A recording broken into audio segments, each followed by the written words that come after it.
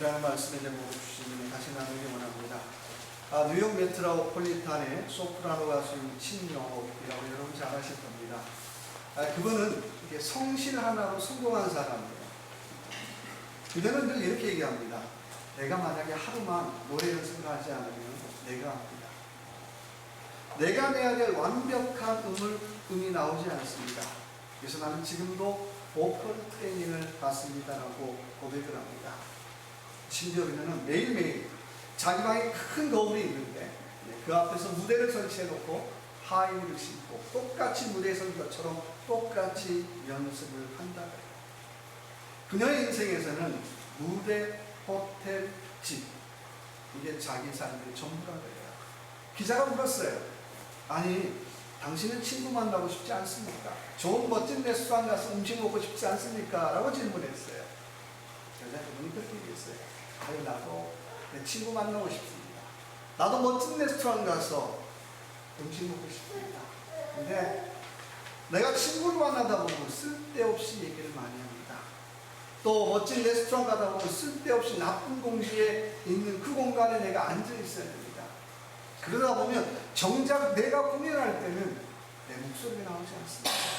그래서 나는 친구를 만나지 않습니다. 나는 레스토랑은 더더욱 가지 않습니다. 그래서 매일매일 잘 때마다 자기 방의 습도 또 자기 방의 청정도를 유지한다라고 고백을 하고 있습니다. 어쩌면 이 신영옥이라는 가수를 보면 야 진짜 성실하다. 그 단어가 딱 어울리는 것 같아요. 성실이라는 단어를 보면 그 앞에 성자를 보면 말씀원자에 그 물성자가 합쳐진 글자예요.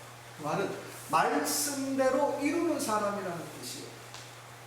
또 실자는 뒷면자에 뺄관자에 조개 폐자가 합쳐진 글자예요. 집안의 꾸러기가 넉넉하다는 뜻이죠. 무슨 얘기일까요? 내가 말한 그대로 살면 내 집안 삶이 넉넉해진다는 거예요. 내가 말한 그대로 살면 세상만으로 부자 된다라고 하는 얘기겠죠. 그래서 무엇이 성실입니까? 라고 질문한다면 말과 행동이 똑같은 사람을 가리켜서 우리는 진짜 성실한 사람이네 라고 얘기해요. 여러분 어떠신가요? 오늘 본문 22, 23절을 보면 성실한 두 분을 만납니다. 22절에 누구를 만납니까?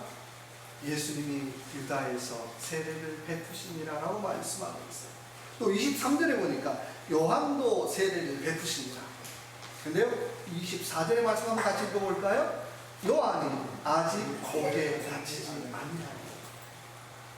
저는 이 부분 보면서 기분이 좀 이상해요. 아니 조금 있으면 감옥에 갈 양반인데 조금 있으면 옥에 갈 양반인데 아직도 자기 할 일을 하고 있다는 거예요. 여러분 세례 요한이 얼마나 인기 있는 분이에요. 대단한 분이잖아요. 예수님 오기 전에는 그러니까 수많은 사람들이 세례 요한을 옥에 가려고 음모를 꾸리고요. 또 해하려고 조직을 갖춰서 음모를 꾸며요. 그리고 실제로 얼마 되지 못해서 옥에 갇히잖아요. 옥에 갇히잖아요. 근데요 감옥에 갇힐지도 모르면서 여전히 자기 사역을 하고 있더라고 하는 것입니다. 여러분 뭐가 성실일까요? 성실은요 오늘도 변함없이 내가 서야 할 자리에 내가 나타나야 할 자리에 나타나서 자기 일을 감당하는 것이 성실일 줄로 믿습니다. 우리는 저부터도 조금만 편하면 열심히 해야지. 조금 오래 난 못해. 그건 성실 아니야 되는 거예요. 조변 석계로 변하는 건 성실 아니라는 거예요. 비가 오나 눈이 오나 내가 나타나야 할 자리 내가 서야 할 자리에 나타나서 자기가 감당해야 할 일을 하는 사람이 정말로 성실한 사람이라고 하는 것입니다.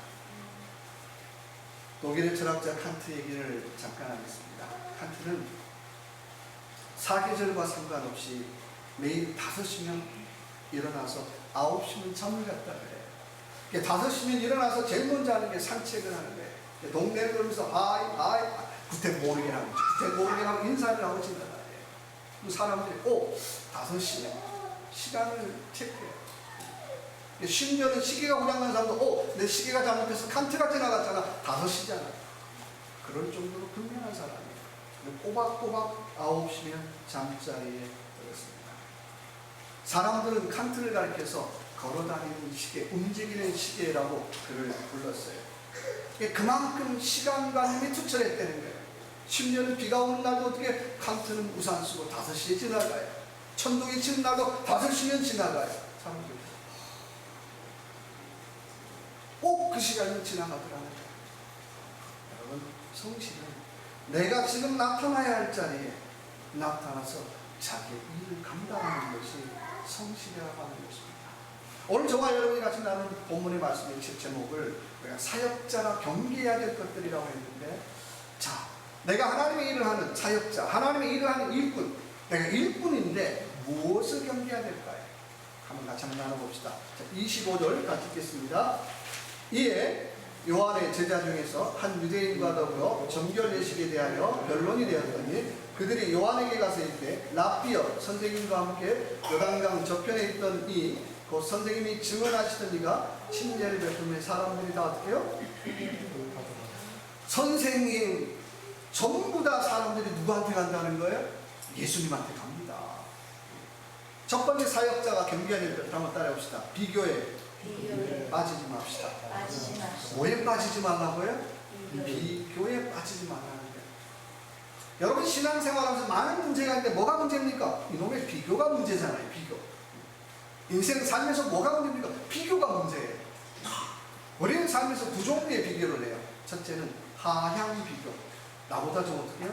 못난 사람, 나보다 부족한 사람, 그런 사람을 찾아다니면서 비교하는 거고, 난 너보다는 낫지, 난 당신보다 괜찮아.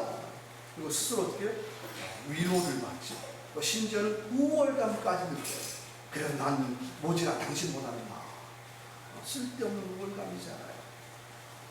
또 하나는 거꾸로 상향 비교를 해요. 나보다 좀 괜찮은 사람, 나보다 공부 많이 한 사람, 나보다 능력 있는 사람을 기준으로 비교하는 거죠. 그날부터 어떻게 해요? 나는 인생 헛살았어. 나는 저 사람을 비하면 나는 가진 것도 없어. 나는 능력이 왜 이 모양이야? 나는 왜 이 모양일까? 쓸데없는 어떻게 해요? 열등감이 생기기 시작해요. 세상 말로 확 죽어버릴까? 여러분, 기억하시기 바랍니다. 이런 우월감이나 열등감은 하나님 주는 생각이 아니라는 거예요. 마귀가 주는 생각이 이런 우월감이나 열등감을 갖고 있는 순간 누가 제일 환호할까요? 마귀가 환호해요. 그래, 잘하고 있어. 그래, 잘하고. 바로 그거야. 물론 비교가 주는 좋은 거 있죠. 동기부여를 주고 긍정적인 자극 주는 거 맞아요. 근데요, 이런 긍정적인 자극을 넘어서 내 인생에 불행만 가져오고 있다면 그것은 어떻게 해요? 나는 비교의 불행에 빠져 있다고 하는 거예요.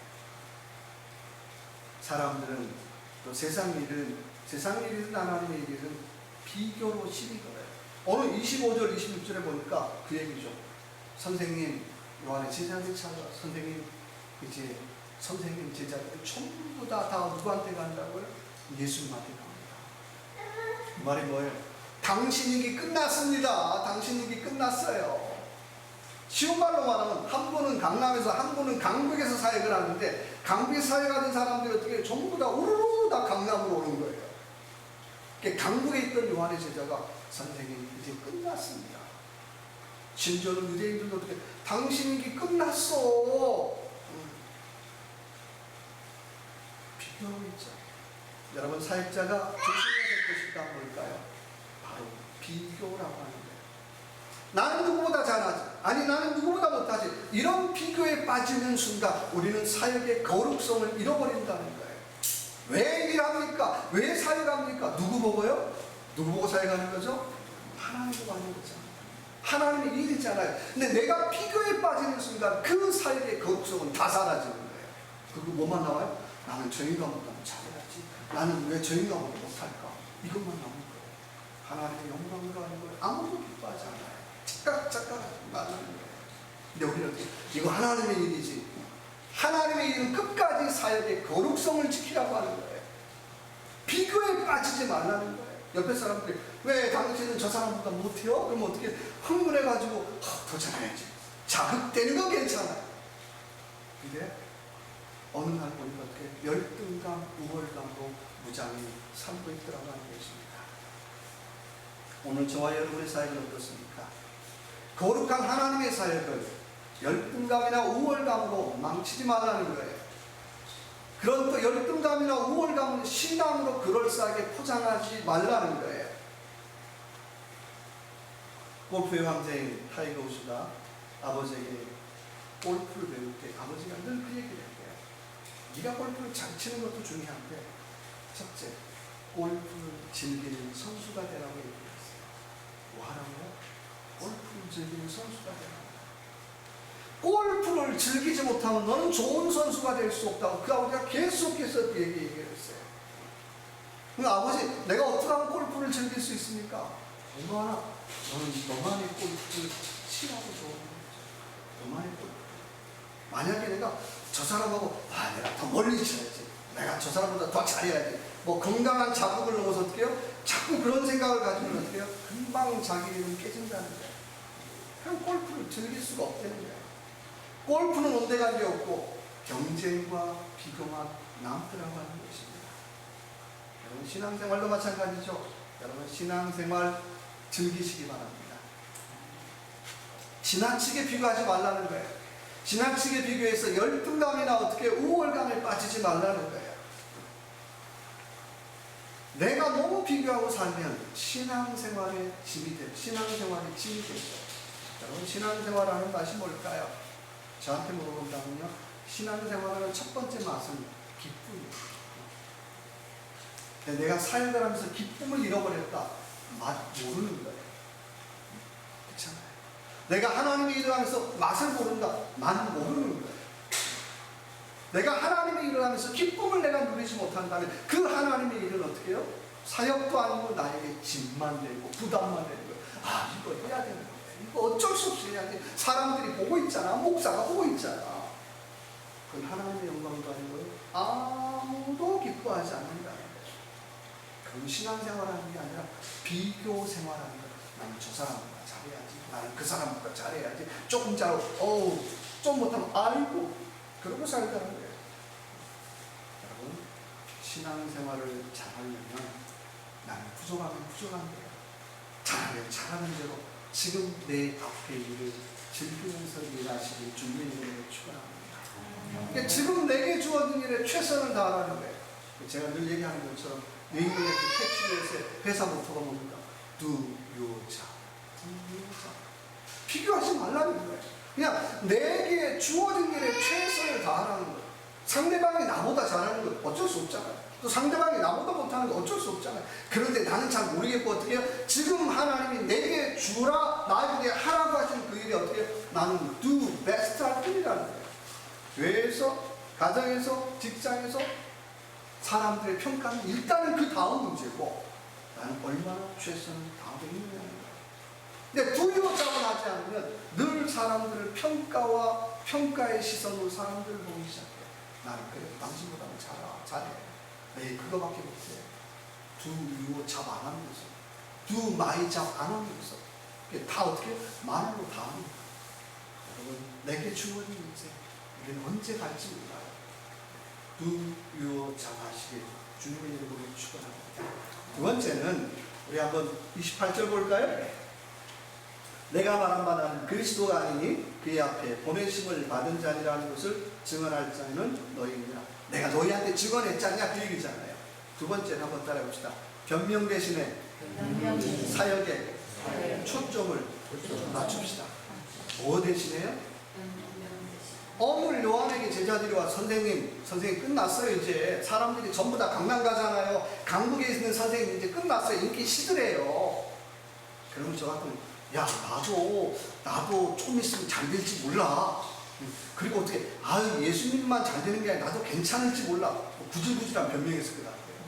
근데 오늘 요한 어떻게 해요? 한마디도 변명하지 않아요. 결국 뭐라고 보기도 합니까? 29절 볼까요? 신부를 취한 자는 신랑이나 서서 신랑을 음성을 듣는 자는 친구가 크게 기뻐하나니 나는 이러한 기쁨으로 충만하였노라. 28절 보니까 나는 어떻게 해요? 그의 앞에 보내심을 받은 자니라라고 얘기하고 있어요. 제자들까지 우습게 여기잖아요. 그 앞에 뭐라고 얘기해요? 야, 나 우습게 여기지 마! 그러는 게 아니라 맞아. 나는 예수님 앞에 보냄받은 사람이야. 맞아. 나는 예수님 들러리야. 나는 예수님 들러리로 나는 좋게 이러고 있어요. 사람들은 사람들은 비교와 평가를 어떻게 계속 손가락질하는데 그때마다 어떻게 해요? 요한은 거기에 휘둘리지 않아요. 그럼 어떻게 해요? 두 마이자 나의 사명이 무엇인가를 보고 어떻게 해요? 나는 어떻게 해요? 그래 맞아. 니네 말처럼 나 능력 없는 사람이야. 근데 나 예수님 들러리야. 맞아. 니네 말처럼 나 부족한 사람인데 난 예수님 앞에 어떻게 보내심 받은 사람이야. 제자들 어떻게 할 말이 없잖아요. 자기 부족하다 그러는데 어떡하겠어요. 당신 부족해. 나 부족해. 그 맞아. 할 말 없잖아. 중요한 건 자기 사역에 초점을 잃어버리지 않더라는 거예요. 여러분 비교에 빠져서 사람들의 비교에 빠져서 내가 해야 될 사역, 내가 해야 될 사명의 초점을 잃어버리지 않는 저와 여러분 되시길 주님의 이름으로 축원합니다. 어떻게 하면 사역에 초점을 잘 맞출까요? 저는 굉장히 수영을 잘합니다. 아무도 안 믿네요. 제 전공이 개구리 수영이라고 있습니다. 개구락지 수영이라고 있는데요. 지금 수영 잘 못해요, 솔직하게. 제가 초등학교 시절에 시골 갔다가 밀가에서 어설픈 수영으로 아주 죽을 뻔한 적이 있어요. 근데 제가 이제 물에 빠져서 이제 가잖아요. 동네 형들 어떻게 막 와서 살려줘야 되잖아요. 근데 이놈의 동네 형들이 야 큰일 났다. 헤엄쳐. 누가 헤엄 안 치고 싶나요? 빨리 나와. 빨리 안 나오고 싶지 않잖아요. 열심히 쳐도 안 되는 거예요. 막 여기저기서 큰일 났다 그러는데 저는 점점 훅 들어가는 거예요. 근데 그때 동네 골목대장 형 하나가 이런 얘기 했어요. 야 지연아 힘 빼고 물살에 몸을 맡겨. 그리고 어떻게 쭉 내려가다가 저기 가면 물살이 얕은 데 가서 거기서 빠져나와. 그 얘기가 쫙 들리는 거예요. 힘 빼. 물살에 몸 맡겨. 그리고 어떻게 쭉 내려가다 보니까 어떻게 물살이 약한 데가 있어요. 거기 가서 어떻게 빠져나왔어요. 제가 그걸 겪으면서 지금 생각해 보시면 여러분 신앙생활도 마찬가지지 않겠어요? 그 사람이 신앙생활 잘하냐? 신앙생활 못하냐? 그 사람이 뭐 사역에 초점을 잘 맞추고 있느냐? 못 맞추고 있느냐? 뭐 여러 가지 질문할 수 있겠죠. 기준이 뭘까요? 얼마나 하나님 앞에 맡길 수 있느냐? 얼마나 하나님의 은혜의 물결에 나를 맡길 수 있느냐는 거예요. 하나님의 얼마나 성령의 물결에 나를 맡길 수 있느냐는 거예요. 마치 성령의 물결이 안 맡기면 어떻게 수영도 못하는데 내가 헤엄쳐서 가야지 뭐 어떻게 누군가 손해요? 꼬르륵 빠지는 거예요. 그 유명한 깨구락지 헤엄으로도 안 된다는 거예요. 어쩌면 우리가 하나님 앞에 항복하는 만큼 우리는 하나님 앞에 사역의 초점을 잃어버리지 않을 수 있어요. 그렇잖아요. 근데 항복하지 못하는 만큼 어떻게 자꾸 어떻게 겪이려고 하는 거예요. 그러니까 저 문제가 뭘까요? 우리의 문제가 뭘까요? 하나님 앞에 항복하는 훈련이 덜 돼 있다는 거예요. 하나님 이만하면 어떻게 가만히 있어 보세요. 제가 와이프하고 의논해 볼게요. 가만히 있어 보세요. 제가 생각 좀 해볼게요. 꼭 토달고 어떻게 해요? 이상한 길로 가잖아요. 흔히 말하는 삼천포 신앙 갖고 있잖아요. 서울로 가라고 했으면 가면 되잖아요. 근데 어떻게 가다가 옆길로 삼천포로 꾹쭉 빠져요. 엉뚱한 곳으로 빠져요. 마이웨이 얼마나 좋아요. 이 좋은 노래가 신앙생활하면서 마이웨이가 얼마나 큰 복이 되는지 아세요? 얼마나 큰 해가 되는지 아세요? 우리가 하나님 앞에 사역에 초점을 맞추고 가야 되는데 그 앞에 마이웨이 삼천포로 가는 거예요. 이 마이웨이 때문에 내가 아프다. 이 마이웨이 때문에 조직이 아픈 거예요. 이 마이웨이 때문에 우리 모두가 진통하고 있더라고 하는 것입니다. 오늘 29절의 말씀 제가 다시 한번 볼까요? 신부를 취하는 자는 신랑이나 서서 신랑의 음성을 듣는 친구나 크게 기뻐하나니 나는 이러한 기쁨으로 충만하였노라. 무슨 얘기입니까? 나는 주님의 근로이라는 거예요. 뭐만 잘 되면 돼요? 예수님만 잘 되면 된다는 거예요. 여러분 주님의 들러리신가요? 주님의 들러리라면 그리만 잘 되면 되잖아요. 왜 목사가 잘 돼야 되고 왜 나만 잘 돼야 됩니까? 아무것도 안 됩니다. 그렇잖아요. 내가 정말 주님의 들러리라면 주님 교회 잘 되면 되잖아요. 우리 끝까지 돼요. 저 목사만 잘 돼야 됩니다. 난 나머지 모르겠고 아무것도 안 되고 아무것도. 내가 정말 주님의 들러리라면 하나님의 교회가 잘 되는 거예요. 또 우리 가정 잘 되기를 원합니다. 하나님 너희가 잘 되기를 원합니다. 이런 들러리의 마음이 없으면 어딜 가든지 나만 잘 돼야 돼요. 나만. 내가 잘 안 되면 어떻게 섭섭함이 얼마나 많아요. 이 섭섭함 때문에 교회가 힘들고, 이 섭섭함 때문에 가정이 힘들고, 이 섭섭함 때문에 노예가 힘들고, 섭섭함 때문에 나라와 민족이 힘들잖아요. 누가 문제예요? 내가 문제가 아니고, 네가 문제가 아니고 내가 문제였잖아요. 나 때문에 교회가 힘들어요. 나 때문에 좀 더 나아가면 하나님이 힘들지 몰라요. 유명한 존 스타트 목사님의 살아있는 교회라고 하는 책에서 성도들이 질문해요. 목사님, 어떻게 하면 교회가 살아있을 수 있습니까? 존 스타트는 한마디로 얘기해. 하나님의 사역에 초점을 맞추고 산다는 거예요. 내가 하나님의 일 잘합니다. 내가 교회 봉사 잘하는 그 얘기 아니고요. 하나님의 사역에 초점을 맞추고 사느냐는 거예요. 내가 열심히 하고 안 하고의 문제가 아니라 지금 내 초점이 어디에 가 있느냐는 거죠. 내 초점이 3,000%가 있으면 나는 여전히 3,000% 신앙으로 가는 거예요.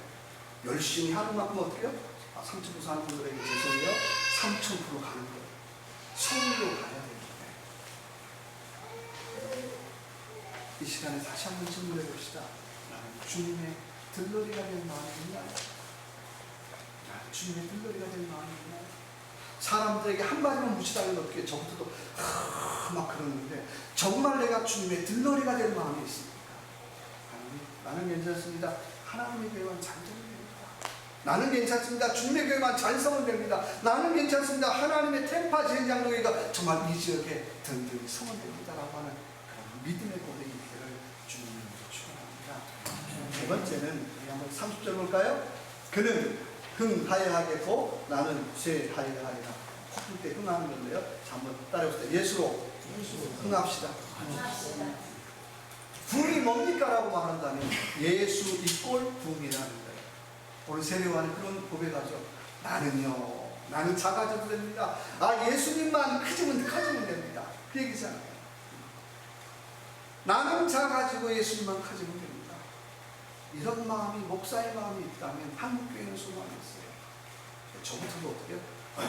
나는 안 돼. 나는 커야 돼요. 나는 커야 돼. 예수님 못 크잖아요. 예수님 못 큰다 표현이 이상하지만 우리 안에 이런 마음만 있으면 되잖아요. 나는 작아져도 됩니다. 예수님만 드러나면 됩니다. 그 고백이 있으면 안 되는 교회가 어디가 있겠어요. 우리 안에 그 고백이 없더라고요. 제가 멕시코 치아파스 선교를 갈 때입니다. 선교지 가려고 막 약도 싸고 옷도 싸고 다 준비해서 가요. 그리고 마을마다 선물 전달해주고 어때요? 사진 착착착착 찍잖아요. 왜요? 미국 가서 내가 안 놀다 온 거 어떻게 보고해야 되잖아요.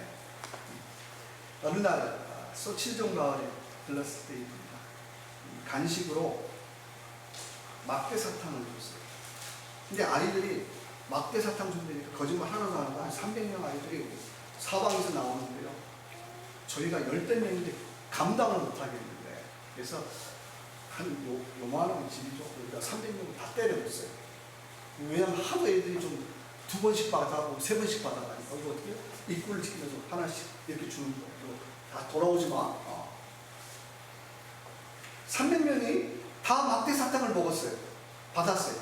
그리고 나가는 거예요. 제가 거짓말 하나 갖고 나가는데 뒤에 서부 영화에 보면 막 그 말이 달릴 때 그 있잖아요. 연기가 막 다 나는 거예요. 이게 사람들 보고 신기하다고 사진이 찍는 거예요. 와. 제가 그때 그런 질문이 있어요. 오늘 이 아이들이 막대 사탕을 줬는데 정말 이 아이들을 위해서 눈물로 기도해봐요.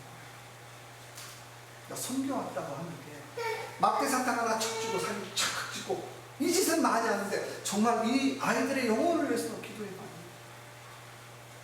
또 오늘 이 아이들의 영혼을 위해서 이 마음에서 도대체 누가 기도하나? 선교 왔다고 하면서 어떻게 옷 주고 뭐 이렇게 과자 주고 사진을 축축축 찍어가는데 정말 이 아이의 영혼들을 위해서 누가 기도하나? 제가 참 회개했어요. 막대사탕 하나는 잘 줬어요. 과자는 잘 줬는데 정말 이 아이들의 심령을 위해서 정말 기도하고 있는가라는 질문을 해보았습니다. 오늘 여러분에게 묻고 싶어요. 여러분 정말 우리 교회의 부흥을 위해서 여러분 누가 기도하고 있습니까? 정말 예수로 부흥하기를, 예수로 흥하는 교회가 되기를 여러분 누가 기도하고 있습니까?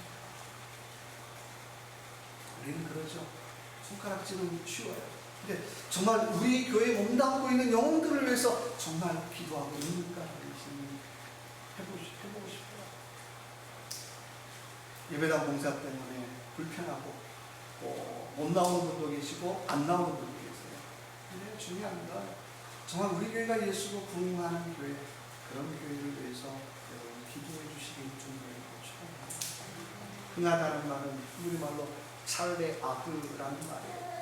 그 말의 뜻은 깨트리고 나간다라는 뜻을 가지고 있어요. 여러분 부흥은 그냥 오지 않아요. 고정관념을, 어려움을 깨트리고 나갈 때 하나님이 주시는 복이 부흥이지 않습니다. 우리는 조금만 안 되면요 탓할 사람부터 찾아요. 목사님 탓이 제 탓 맞아요. 제 탓 맞아요. 제가 부족하고 무능력한 건 아닌데, 그걸 보면서 하나님 우리 교회가 정말 예수로 흥하길 원합니다. 정말 우리 교회가 예수로 흥하기를 원합니다라고 기도해달라고 하는 것입니다. 노래배 조은수 목사님의 주식회사 예수라고 하는 책이 있습니다. 그분은 성공에 대한 정의를 이렇게 냅니다. 성공이 무엇입니까? 라고 하는 질문에 성공은 잘 되는 것이 아니라 하나님 뜻대로 되는 것이 성공입니다라고 얘기합니다. 우리는 교회를 향해서 많은 꿈들과 많은 비전이 있죠. 저도 그러죠. 제가 헌스벨에서 알라바마에서 제일 큰 교회를 다녔기 때문에 당연히 어떻게 해요? 파에서 무조건 넘버원이야. 제 욕망이죠. 역시 2등 만족스럽지 않죠. 근데요, 하나님 원하는 게 아니라 성공이 뭘까요? 넘버원 되는 게 아니라 예수의 하나님의 뜻대로 되는 것. 그 뜻 앞에 어떻게 내 욕심, 내 욕망을 내려놓을 수 있어야 되잖아요. 그래서 원하기는 우리 하나님 템파제일 장로교회가 하나님의 뜻대로 되는 교회 되기를 원합니다. 우리가 임직식을 하는 것 하나님의 뜻대로 세우는 일꾼 되기를 원합니다. 아마 그럴 거예요. 목사님 뭐 건물도 불나고 뭐 완성도 안 되고 어찌서라는데 없대요. 세울 수 있잖아요. 근데 하나님 뜻대로 되기를 원합니다. 그래서 정말 영적으로 부흥하는 그런 교회를 세워가는 저와 여러분의 삶이 되시길 주님의 이름으로 축원합니다. 한번 시간 같이 한번 기도합시다. 하나님 비교하지 않기를 원합니다. 사역에 초점 맞추기를 원합니다. 예수로 부흥하는 교회 되기를 원합니다. 오늘 시간 주여 한번 해주세요.